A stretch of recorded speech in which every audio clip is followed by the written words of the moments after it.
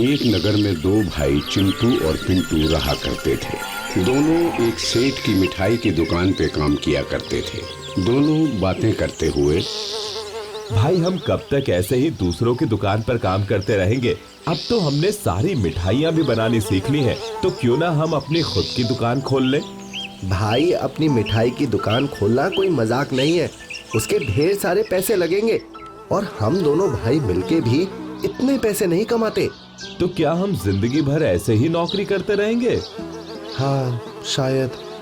नहीं, ऐसा नहीं होगा भैया। रुको, मैं कोई उपाय सोचता हूँ। ओए चिंटू के बच्चे, तू उपाय बाद में सोचना। पहले ये बता, कल जितने भी ग्राहक आए थे वो सब मिठाइयों को लेकर शिकायत क्यों कर रहे हैं? क्या किया तुम लोगों ने? मालिक, हमने कुछ नहीं किया। तुम लोगों के कारण मेरे बहुत सारे ग्राहक खराब हुए हैं और अब मैं तुम लोगों को बर्दाश्त नहीं कर सकता। निकल जाओ मेरी दुकान से और अपने लिए कोई नई नौकरी ढूंढ लो। लेकिन मालिक सुनिए तो। मुझे कुछ नहीं सुनना है, बस तुम दोनों निकल जाओ यहाँ से। दोनों भाई निराश होकर वहां से निकल जाते हैं और दोनों फिर सड़क किनारे के एक पेड़ के पास बैठकर बोलते हैं। भैया मैंने कहा था ना कि हमें अपनी खुद की दुकान खोल लेनी चाहिए। पिछले 6 महीने में ये 5वीं दुकान है जहाँ से हमें निकाला गया है। हमारा तो खाना पीना भी मुश्किल हो गया है। मैंने अब सोच लिया है कि अब मैं भगवान की शरण में जाऊंगा। है? मतलब? चिंटू, तुम्हें याद है पिताजी हमें क्या कहा करते थे? क्या कहा करते थे? वो तो बहुत कुछ कहा करते थे। आप किसकी बात कर रहे हो? पिताजी कहा करते थे कि जब भी जीवन में कोई परेशानी आए तो भगवान की शरण में चले जाना, इस दुनिया के मोह माया से दूर। और कितनी सारी ज्ञान की बातें वो हमें बताते थे। अच्छा, तो इन ज्ञान की बातों का हम क्या करें? अब से यही ज्ञान हम लोगों को देंगे और उनसे ढेर सारे पैसे लेंगे। ये कहकर दोनों ने अपने शरीर पे गेरवे वस्त्र, गले में रुद्राक्ष की माला, हाथों में गहरे लाल रंग का कलावा, माथे पे चंदन धारण करके एक नए गांव की तलाश में निकल पड़ते हैं। सुन भाई चिंटू, ये राजा भीमसेन का नगर है, भीमनगर। आज से हम यहाँ अपने नए जीवन की शुरुआत करेंगे। और याद रहे, आज से मेरा नाम बाबा मंतेश्वर होगा और तुम्हारा नाम चिंतेश्वर होगा। तुम जाओ और जाके सारे नगर में ये बात फैला दो कि इस नगर में बहुत ही सिद्ध योगी आए हैं जो हर समस्या का हल बताएंगे। जो आज्ञा बाबा। ये कहकर चिंटू नगर की ओर बढ़ जाता है और सभी लोगों को बताता है कि इस नगर में एक बहुत ही सिद्ध बाबा आए हैं जिनके पास सभी समस्याओं का हल है। इसी क्रम में चिंटू एक हलवाई की दुकान पे रुकता है। अरे बाबा, आप कौन हैं? पहले तो आपको यहाँ इस नगर में नहीं देखा। मैं एक सिद्ध योगी बाबा मंतेश्वर का चेला चिंतेश्वर हूँ। सिद्ध योगी बाबा मंतेश्वर? हाँ, बहुत दूर से आए हैं बाबा मंतेश्वर। वो एक सिद्ध योगी हैं। उनके पास इंसानों के हर दुख का निवारण है। अगर तुम्हें या किसी और को कोई भी समस्या हो तो बाबा के पास आ जाना। जी ठीक है बाबा। थोड़े ही दिनों में गांव के लोगों की खूब भीड़ होने लगी और लोग अपनी अपनी समस्याओं को लेकर मिंटू के पास आने लगे। एक दिन वो मिठाई वाला भी मिंटू के पास आता है। बाबा, मेरे साथ कुछ भी सही नहीं हो रहा है। मेरे सारे काम बिगड़ते जा रहे हैं। मेरी दुकान की बिक्री कम होने लगी है। मेरी मदद कीजिए बाबा। कोई बात नहीं, इधर आओ। सुनो, आज से तुम जो कोई भी काम करना उससे पहले कहना राम राम हरे हरे। तुम्हारा सब काम बन जाएगा।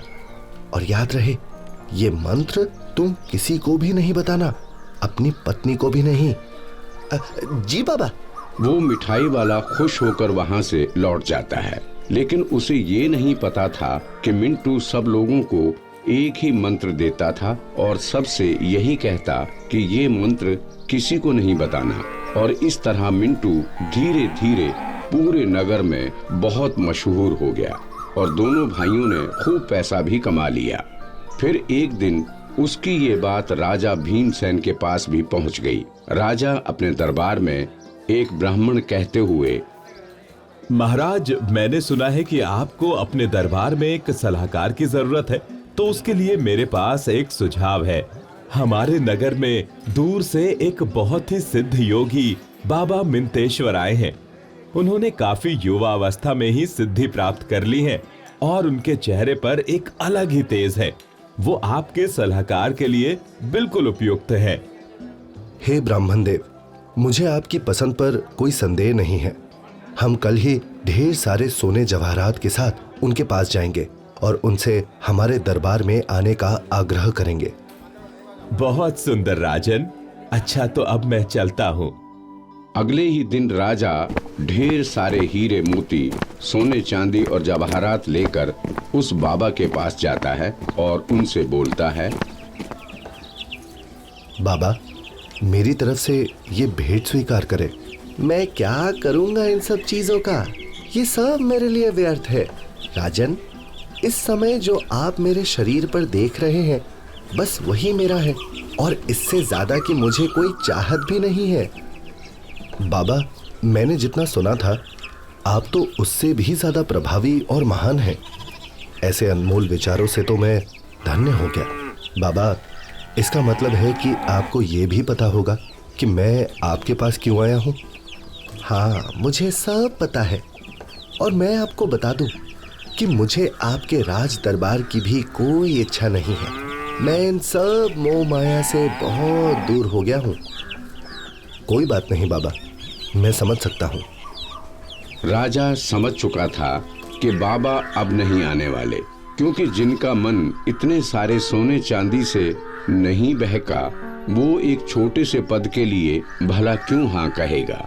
और इधर राजा के जाते ही चिंटू अपने भाई मिंटू पे भड़क उठता है। अरे ये क्या कर दिया भैया आपने? इतने सारे धन को लेने से क्यों मना कर दिया? आप ठीक तो है ना? नहीं चिंटू, मैं पहले ठीक नहीं था, लेकिन अब ठीक हो गया हूँ। मुझे समझ में आ गया है कि जीवन का असली सुख भगवान के शरण में ही है। और तुम देखो ना, जितने भी लोग मेरे पास अपनी समस्याओं को लेके आए थे, उनको बस मैंने भगवान को याद करने का मंत्र दिया था और उनको लगा जैसे मैंने कोई जादुई मंत्र दे दिया हो। और अभी तक कोई भी मेरे पास ये शिकायत लेके नहीं आया है कि मेरा कुछ भी अच्छा नहीं हो रहा। सब खुश है और ये सब हुआ है बस भगवान को याद करने वाले मंत्र से। और मैंने भी सोच लिया है कि अब मैं अपना पूरा जीवन एक साधु बनकर गुजारूंगा। ये क्या कह रहे हो भैया? तुम भूल गए हम यहाँ साधु बनने नहीं बल्कि पैसे कमाने आए थे।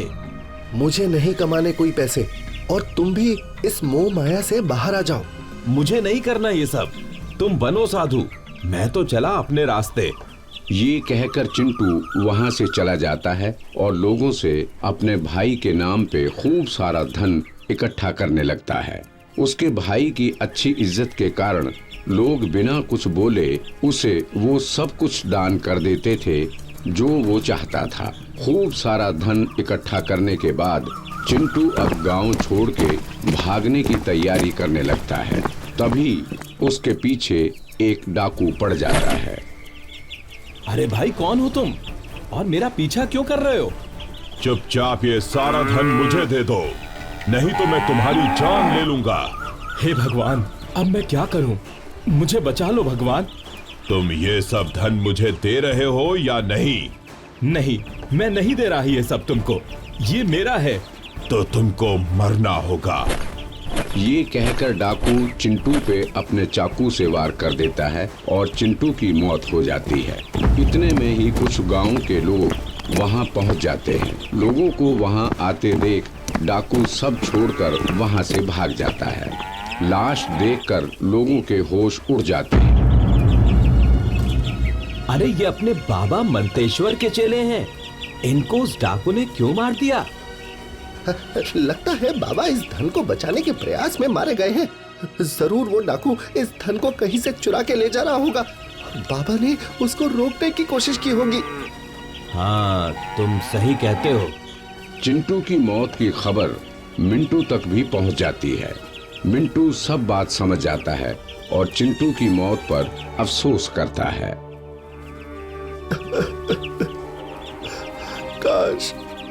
काश तुमने मेरी बात मान ली होती मेरे भाई, तो आज तुम भी मेरे साथ होते।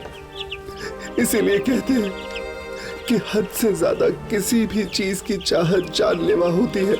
भगवान तुम्हारी आत्मा को शांति दे।